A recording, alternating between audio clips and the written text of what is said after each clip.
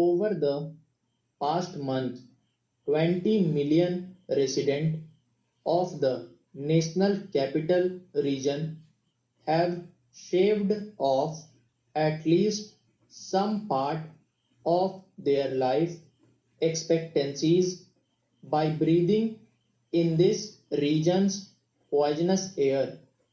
Not only is this one of the most pressing public health disasters of our time, it can also chokehold major initiatives of this government, such as the Make in India campaign and the ease of doing business rankings being promoted internationally, which rational international player would want to put his or her health in risk to come to the most polluted place on earth to do business.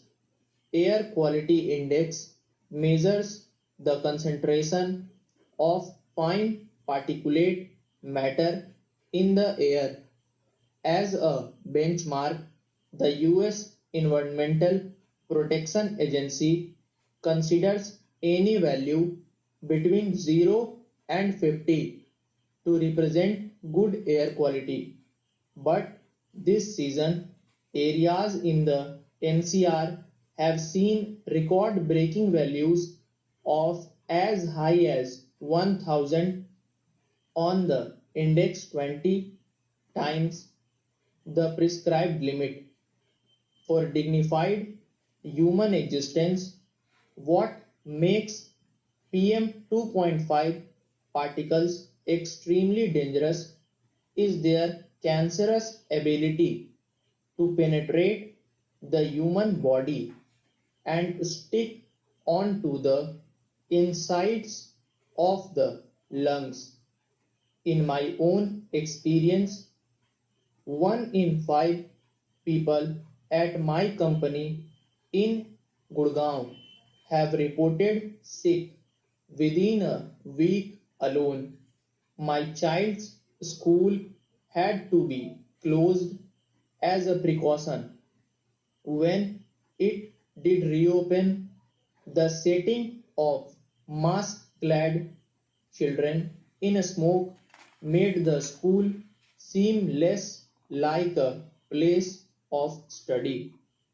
As a parent, I feel awful that my child has to breathe this air because I made Delhi my home. As much as 100 immediate deaths would rightfully demand national attention as a disasters.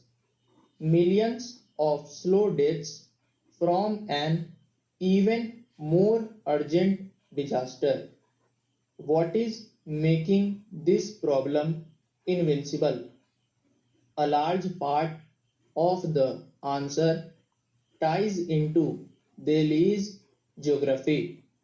The cold fronts that originate from the north of the city look in pollutants close to the ground and within the region. Lack of wind speed and low temperatures stagnate and solidify the pollutants that intensifies their effect. It is as if you kept releasing pollutants inside a house with very poor ventilation. According to a recent study carried out by IIT Kanpur, the mix of sources responsible for PM 2.5 changes seasonally in the region. In winters, vehicular emissions account for 25% of PM 2.5.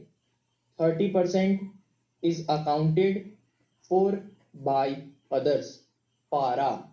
Subscribe the channel